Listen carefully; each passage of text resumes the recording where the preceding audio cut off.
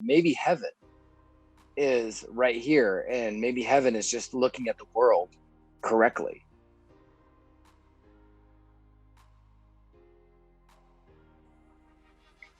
So we're looking forward to going through some of Chuck C's philosophy in regard to working through AA today on Sobriety Daily. And I am here with my good friend, Brian. What's up, man? I was taking a little bike ride this morning and re-listening to that first tape. I guess it was in the 80s. Yeah, it would have been on tape, I bet, at that point. You know? Yeah, I was doing the same thing. I went to Home Depot and I was buying some patio furniture, and I was listening to it, and I thought, my goodness, this should just be required reading for anybody first getting sober. 100%, you know? Yeah. What was, I remember. What was your first experience with New Pair of Glasses? How did you find out about it? So our mutual friend, Bo, he was doing a, side book study, because of course it's not approved AA literature, whatever. It's not official, which I don't think anybody cares about, and we don't know why they've never just made it the official. But anyway, so he was doing a little book study on it, and they were just wrapping up. So we were talking about it, and he just handed me a book, and which is basically, I think, how everybody gets a new pair of glasses. Yeah. And, I started reading it, I stopped, and I started listening to the tapes. Because I realized this is a transcript of the tapes. Well, why don't I just listen to the tapes? Yeah. Which, if you haven't heard them, the audio on them is, it's so good. Yeah. Yeah, it's unreal. Yeah, I think somebody, if I remember correctly, somebody was at like the back of the room recording it. It wasn't like an official recording or anything. It was just kind of at this retreat. Yeah. Yeah, it was amazing. I couldn't believe it. I think I had to listen to maybe half of it when I first got sober, and then I made the Chuck C video that is on Sobriety Daily. It's by far and away the most watched video in Sobriety Daily. And so the more I listened to that and put that tape together, I thought, man, this is incredible. Just, I love the fact that well, first of all, the idea of a new pair of glasses, what it means is somebody had come to him and they had said, maybe heaven is right here, and maybe heaven is just looking at the world correctly, right? So he said, I sat in hell for 10 years in one chair, and then I got sober, and then I spent 29 years in heaven. Same chair, the wife didn't change, job didn't change, nothing changed, just the way he looked at the world. And so maybe heaven is this sort of way that we look at it. And that really hit me hard today, frankly, as I reheard that. Yeah, I was like I said, I was on a bike ride, and I was thinking about it, and I was thinking about how I'd spent all yesterday hanging out with a friend, talking about getting new jobs and adulting, and money and houses and all the adult stuff, and then listening to that tape, thinking about my happiness doesn't come from any of that stuff. No. There's some physical comfort that comes from it, but my buddy who we were talking is significantly more well-to-do than I am, and he was saying, it's like, you know what, you get past a certain point and it stops, like the amount of money stops mattering, and it's just time. It's not, can I afford to go do that thing? Is that the best use of my time? And I realized as I was taking that ride that doesn't have anything to do with money.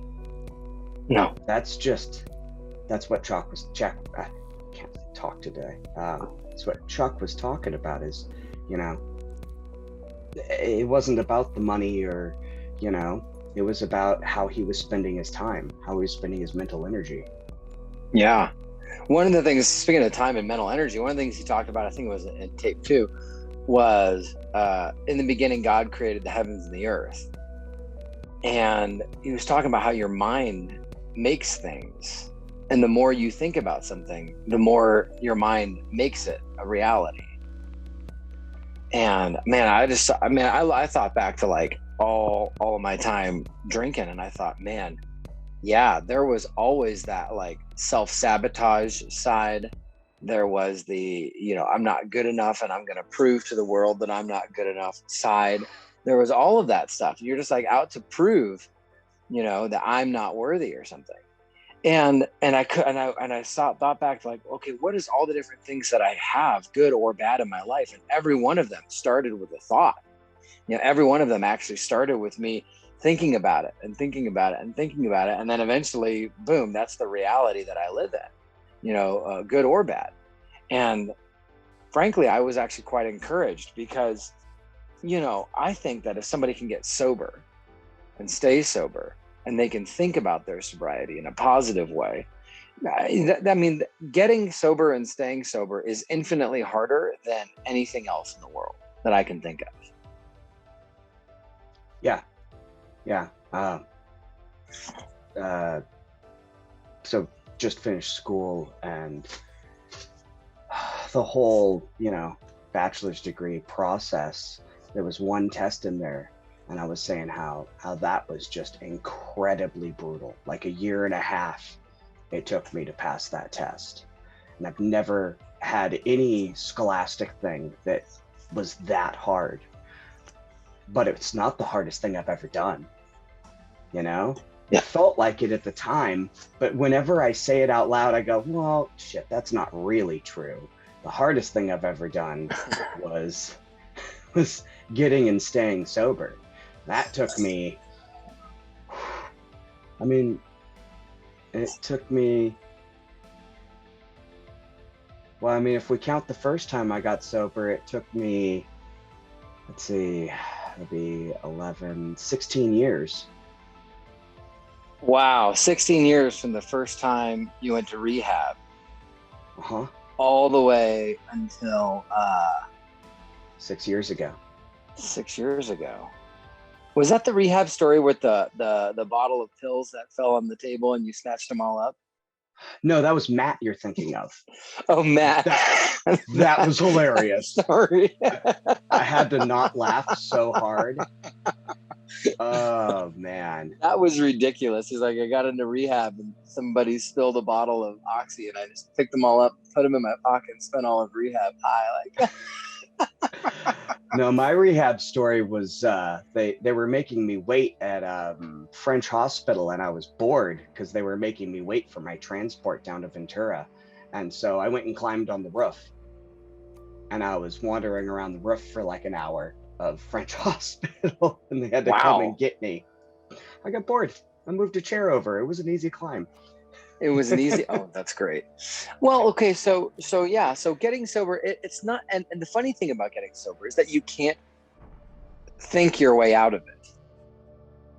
No, it's you can't think. You have to feel your way out of it.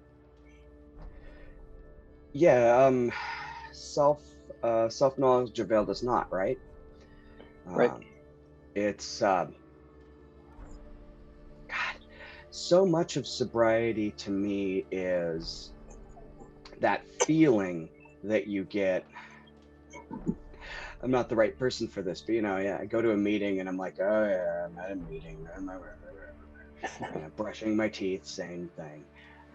But then I hear something that reminds me that I need to feel right with the world, and to do that I have to practice the principles of AA. And that's sobriety in general. It's not just, being sober alcoholically, for an alcoholic. Right. Listening to that Chuck C tape, he was talking about an obsessive gambler who started Gamblers Anonymous. And, it's the obsession he was talking about, and how that obsession, it didn't matter if it was his Syrian friend who had $35 million, Right. but he had a friend who had $150 million, and so he was the poorest man in the world. And that obsession has to be lifted, and it's only through practicing all of the parts of AA that lets us do that. Yeah. And what's the idea that Eric first brought up? When he said, I remember, I think it was my second meeting I ever went to, and he was talking about he was sharing, and he goes, I used to raise my glass and say, here's to not feeling feelings. And one of my favorite lines, and that might as well be in the big book for all I care.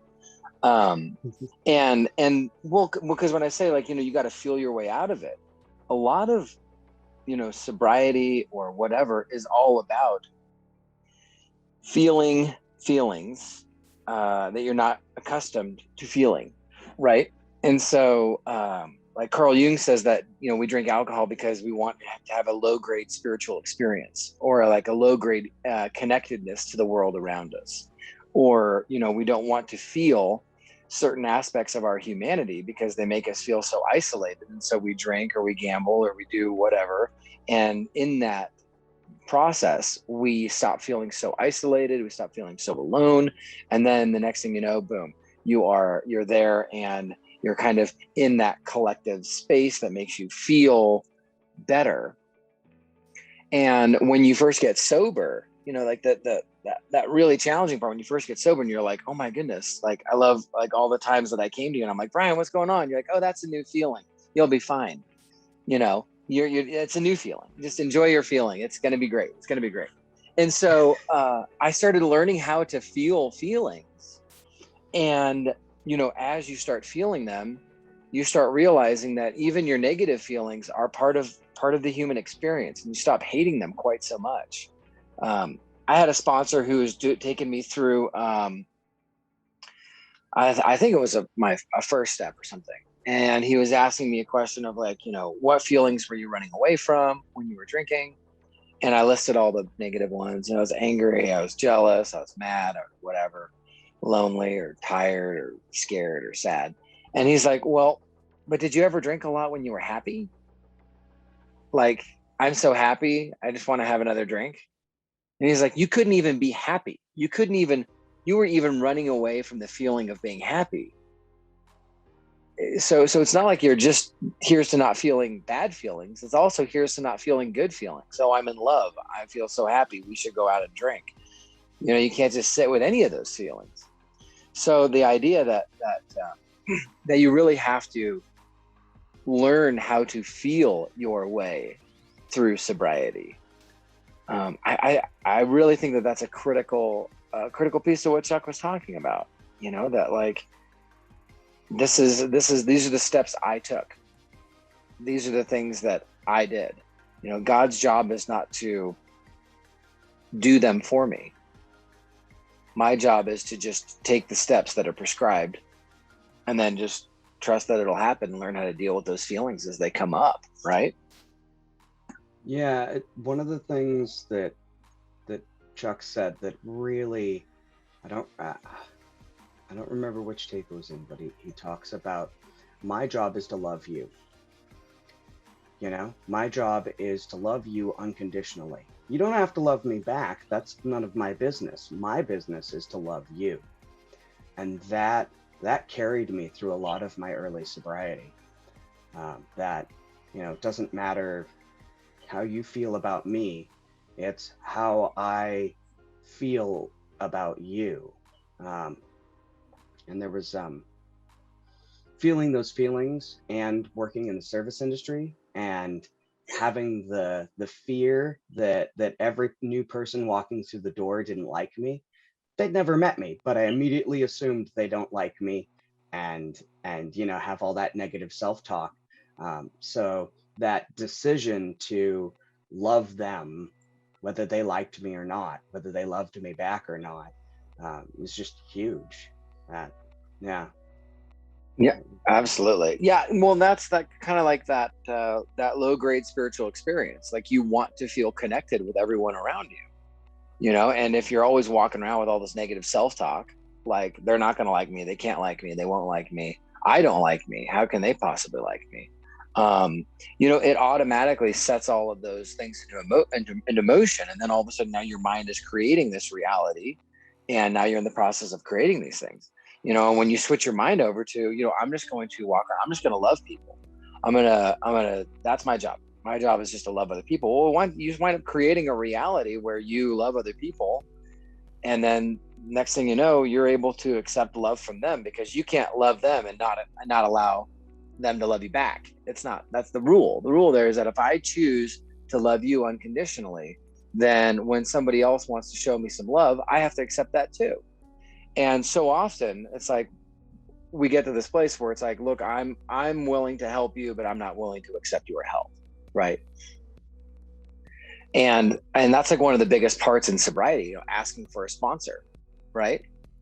Like, you cheater. what asking for help? Well, the asking for a sponsor thing, or asking a dude out to the prom, as we all, like to say, and you just going, well, I assumed that you're my sponsor, because isn't that how it works? You didn't have to ask anybody out to the prom. Look, man, it's like it's like my wife and I, we go on 2 dates. She gives me a key to her apartment, says, hey, come by anytime. And I just assumed we were dating and that we were living together, so I moved in 2 days later, like, hey man, when you're in sales long enough, you learn how to assume the sale. You know what I mean? Like, sure, I know you got to ask somebody to be your sponsor. I know you got to, ask your girlfriend if she's going to be your wife. But, there is a level of assumption that, now look, it does bite me in the ass from time to time, but yeah, you can kind of do it, especially, because when I got sober, like I knew that sponsorship was part of it. I knew that working the steps was part of it. I knew you needed somebody to walk you through the steps. So I was like, all right, like by the time I walked in the door, I knew what AA was about. My aunt has been in AA for 31 years now. And so I knew what AA was about, and I knew what I was doing when I walked in the door. I was like, all right, well, this is what this is. The amazing thing though was how I found it so easy to get sober once I had the community, and I had everything I was looking for at the bar: the community, the BSing, the whatever, messing around, the friendships, the sharing of actual stuff that's going on in your life, like actual friends, all that stuff, like everything I was looking for, in the bottle, like Chuck C says, everything I was looking for in the bottle, I found right in AA. And, and that's the magic of the program, Yeah. Thinking about that love thing. Chuck says that good, love, God, to him are all synonyms. They're all the same thing. And that love that we get in the group that is AA, the group of sober individuals, that love is a kind of God, or is God in its myriad forms. I also liked how Chuck, it's apparently very California AA, or very Southern California AA, where it's God's kind of whatever he wants it to be. There's we're not constrained. Now when I was listening to it, I thought that he was very it was a very very biblical-ish kind of God in terms of the amount of scripture he quotes. It's fabulous. I mean, he quotes more scripture than any other AA speaker, which could have been why it's not approved AA literature, because it's got so much quoted scripture in it. But on the other hand, I like it when they say, look, this is my God, and this is the good God love. This is this format. You know what I mean? And I think that anything that's going to lead you to a place of unconditional love for yourself and for others, I think you found it. Whatever it is you're looking for, you found it. If you're able to, love other people and love yourself, and then treat everybody with that kind of love and respect, I mean, I think you found it. Whatever it was you were looking for, you got And I do like that. I do like, well, it's funny when you talk about AA and the Southern California AA, because I love Southern California AA, but there is a certain joy about Akron AA or East Coast AA, where the guy who shares gets up and he puts on a suit and tie and he stands in front of a podium, in front of a microphone, and there is a level of formality there that says, hey, we're doing a deal, we're doing something here, we're getting to work. And I like that, because sometimes with the California AA, sometimes you feel it's a little bit lax, like you're hanging out, not like you're doing serious work. And in the program is some serious business. It's some serious work. Now there's a lot of fun in there too. So I like that AA kind of adopts the culture that it goes into. But I thought it was interesting that it was the Pacific group that actually got the whole reading page 58 thing. Yeah, how it works. Yeah. I had no idea. Some new guy is like, I don't know what to say, but there's for my share, so I'm just gonna read how it works, because that makes sense to me. And I love that we read how it works. Even now, it's still probably one of my favorite parts in a meeting, no matter how many times I hear it. Huh.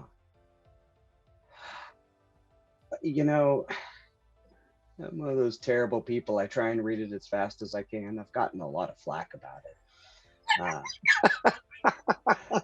But, the truth is that I think that it's really important that we have listed out at the very beginning, because if you're going to show up to your first meeting, are you most likely to miss the first 10 minutes or leave 20 minutes before it's over? Oh, I don't know. What is the answer to that? I'm pretty sure most, I very rarely see a brand new person walk in late, but it's real often I'll see a new face walk out early. Mm-hmm. They may walk in 1 minute before it starts or 2 minutes after it starts, but it's not 10 minutes after it starts. So generally, they're going to get the how it works section. Here's the outline. You want the Cliff Notes? They've got a new name for them now, but back Spark in the day, Notes. Cliff Notes. Spark Notes. Thank you. I was seeing that at Barnes & Noble the other day. But here's the short list. It's 12. We usually start at the top and end at the bottom. Not necessarily, but and so at the very least, they got the basics of the process, and I mean, I don't know anybody or very few people, I should say, who are, coming in for their first meeting and really grasped those 12 steps right off the bat. It's mostly a haze for most people I talk to. I know it was for me. But then there's all the encouraging parts in the very beginning, rarely we've seen somebody fail. Like, okay, well, all right. Well, if all that sticks with you is that, there is a path, and if you walk it, we haven't seen too many people who didn't make the journey. Like, if that's, if all you remember is that there is a path, never mind what the path is or where it is or where it's going. Like, never mind that. Just the knowledge. Hey, look, just want to let you know there is a way. Works if you work it, kind of thing. So you just keep coming back, and all that, and there is a path, and it does work. I used to hate the AA cliches. I got court ordered to go to 20 AA meetings when I was 25. And the whole meeting was just this weird series of cliches, and I was like, this is so awful. Every meeting is the same. It's always these dumb cliches. And then the older I got, the more I got into AA, the more I started realizing that the AA cliche thing, it's not a cliche. It's more like a chorus in a song. Like, we're all going to sit down, we're going to sing a verse. And then we're going to say things like, keep coming back, one day at a time. We're going to say things, all that. So we're going to say these things. So, but they're not cliches. They're choruses, and they're important to keep the song moving. One guy stands up and he gives his verse, and then you'll get up and you'll pass the basket, and that's like a bridge, you know what I mean? And so it's like every AA meeting is like a melody, and then the cliches, they give it these kind of punctuated, choruses that we all sing the chorus, and then we listen to the verse. I like that. It'll help you to feel less jaded about cliches.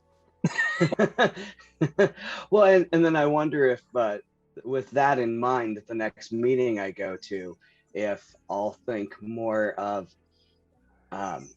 do I register a good meeting? Because, I've been doing this for a while, so, I have opinions. We all do.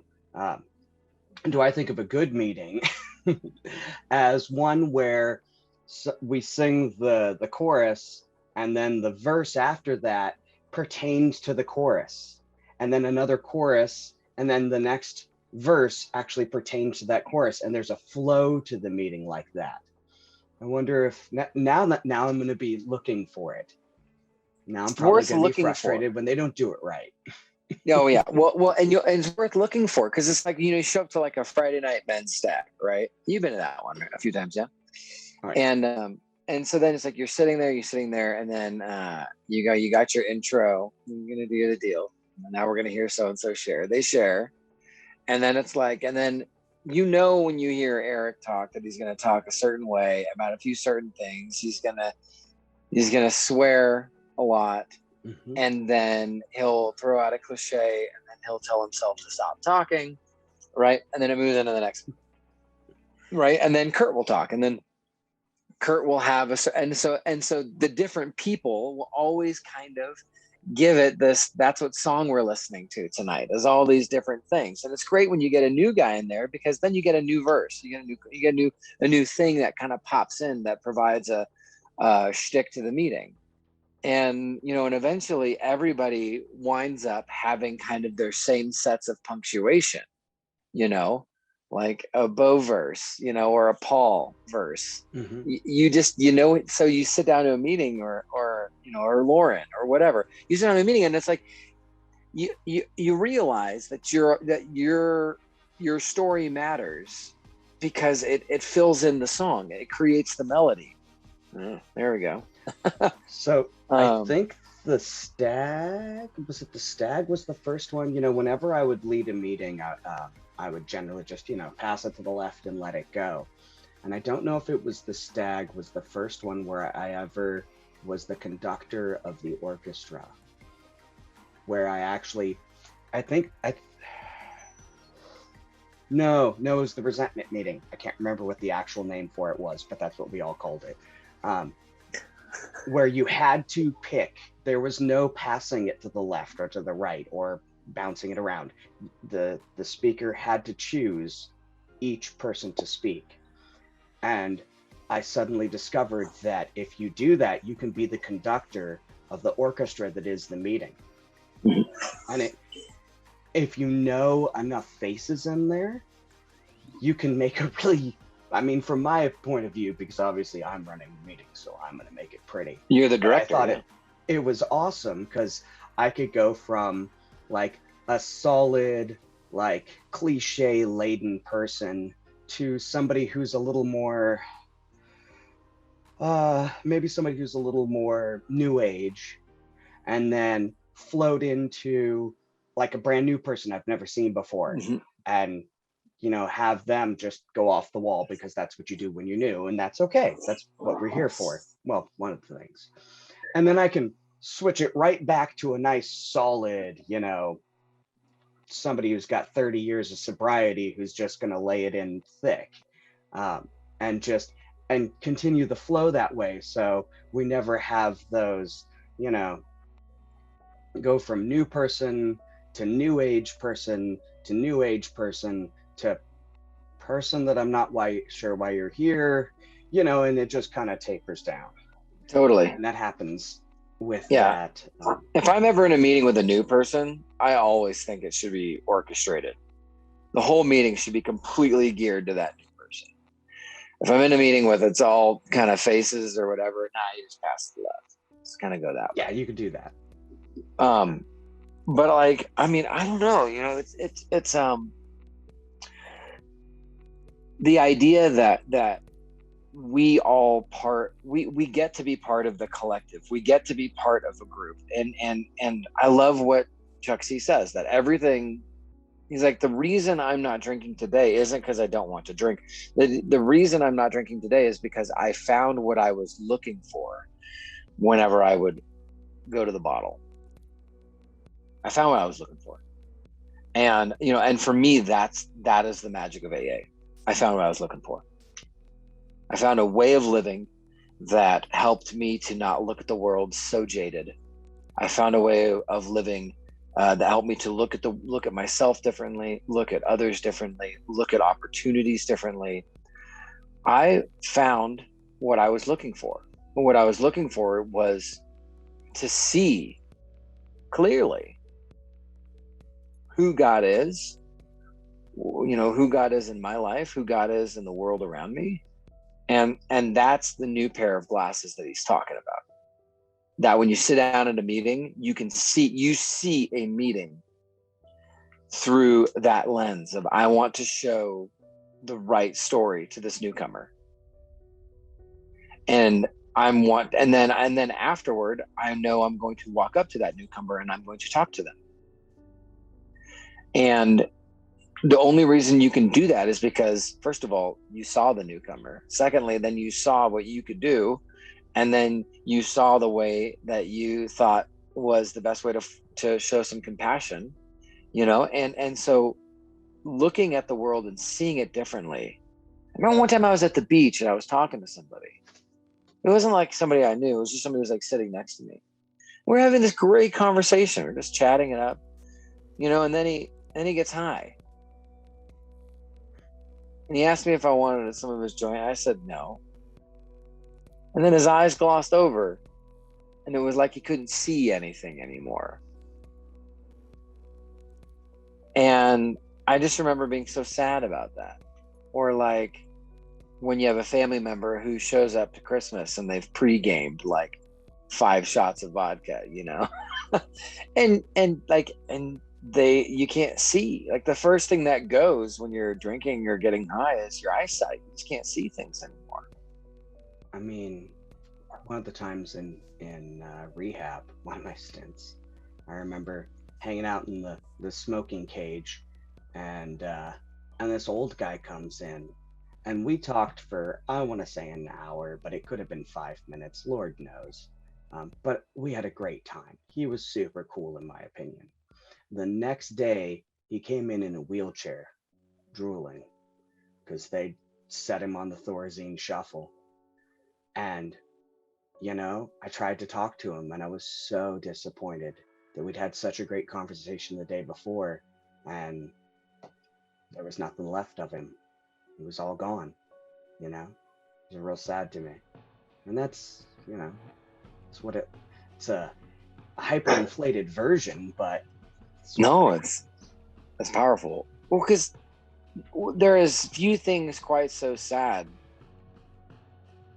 as not being able to see or experience life differently. And I know for me, like, that's one of the reasons I like drinking.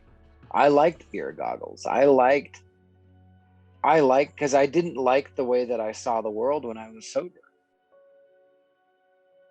You know, I liked the way that I saw the world.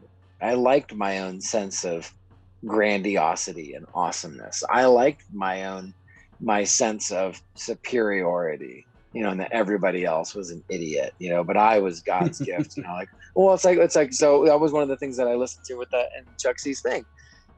Like, you know, he's like, anybody as gifted as me ought to at least be a senator. I mean, probably the president. I mean, I am that good. I'm that gifted. And when you drink, it just allows you to just look at your life like, oh, I'm so great. And who doesn't want to have those, you know, your problems don't look quite so bad. Everything looks that way. And so heaven, I mean, there was an argument that a guy made a long time ago that, you know, that there is no such thing as hell. There's no such thing as heaven. There's just your perspective. And I don't know really how I felt about that necessarily. But one day I was talking with my kids in the car, and my daughter asked me, you know, where is heaven located physically? And I said, and I don't know where this thought came from, but I said to her, I said, well, what time is it in heaven? You know, like what time? And she's like, well, when? I said, well, like, I guess now, I guess. Well, she says, well, in heaven, I guess it's right now. Because it's now, you said it's now, right? I was like, yeah. She's like, so it's now time in heaven. And I said, yeah. And I said, well, what time is it in hell right now? She said, well, it's now. I said, okay. So heaven and hell are both now. That's what time it is in both heaven and hell. It's now. And that's that. And I think that's the message that he's pointing towards. Like, don't worry about all the eternal stuff. That's not the point. The point right now is to, you know, how can I, as I walk through the grocery store, or as I'm driving, or as I'm going to, you know, whatever, how can I be in the nowness of heaven right now? Because I certainly don't want, I know exactly how to be in the hell of right now. Just go grab a bottle and just let it go. You know, famous last words of, you know, everybody in AA is, you know, F this, and then they go, you know. You know, you want another shot? Yeah, F that. Why not? Let's do it. You know, and then, or I got this, right? One of the two. I love the I got this. That's always, you know, I was visiting a guy in the hospital, and he was just so pumped up from Ativan and all these narcotics. They've got it to keep you sober. And I'm like, are you done? Are you ready to get sober? And he's like, no, I got this. I'm like, we're in the ICU, you know? It's like, I got this. You know? You're like, I got this is right next to hold my beer. Hold my beer. I got this. Hey, mom, watch this. Yeah. Well, that was the last thing I said before I ripped my ACL off a month ago. Hey, Lily, here, hold my phone. Record this. Yeah, here we go. I get surgery in 2 days, actually. 2 days. 2 days. Yeah.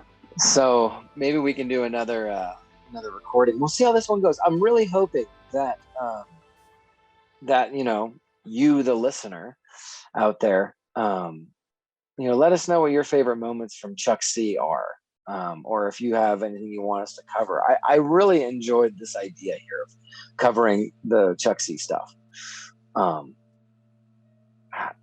It was such a great challenge this last week. I was stoked when you brought it up, and you're like, "Oh, let's do Chuck C." Yeah. All right. I like Chuck. So, yeah, we could totally do another one of these. Yeah, so if you want to hear more about this sort of stuff, you know, shoot us a like or a comment or whatever. Brian, it's so good to see you, man. Nice to see you too, brother.